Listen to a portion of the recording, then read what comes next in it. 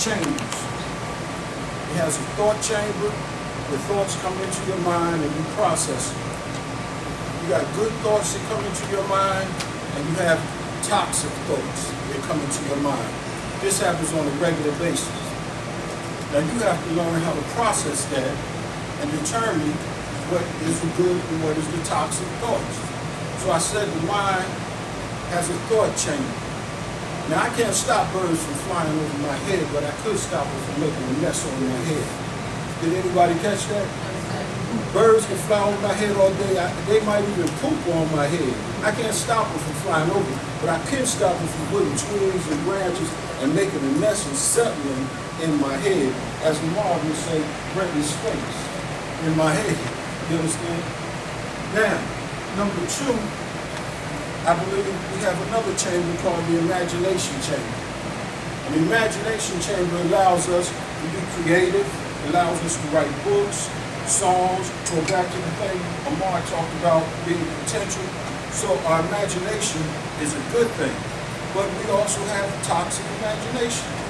You got pedophiles in penitentiaries and the thing that had toxic thinking of your little boy or your little girl, some grown man who have these imaginations.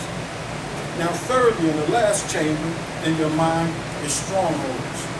And that's when a thought becomes an imagination that is so highly developed that it becomes a fortress in your mind, if you will. Everybody know what a fortress is? Or big, the big walls, the castles as we see them. And those are controlling factors. They begin to control you. That is called a stronghold, and you can't get rid of that any kind of way. You're thinking, that thought ain't so bad. I'm gonna think about it. I'm gonna meditate on it a while, and this thought keep coming to me. Man, that guy dissed me. I'm gonna shoot him. That girl did that, man. I'm gonna kill her. Any kind of thought. We're not just talking about violence, because violence ain't the only thing toxic about our society. But when that thought becomes highly developed and get into that imagination, and it becomes more developed, and then it becomes a stronghold, it becomes a controlling factor. Now, it says, as I said, Corinthians 10 and 2, for the weapons of our warfare. What weapons are we talking about? Well, number one, we're talking about this word. This is number one for me.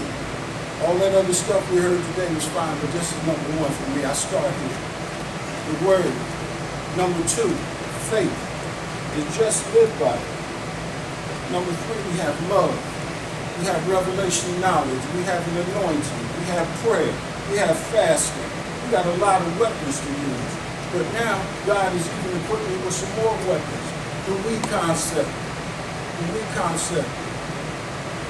Transactional analysis, emotional intelligence, Eric is social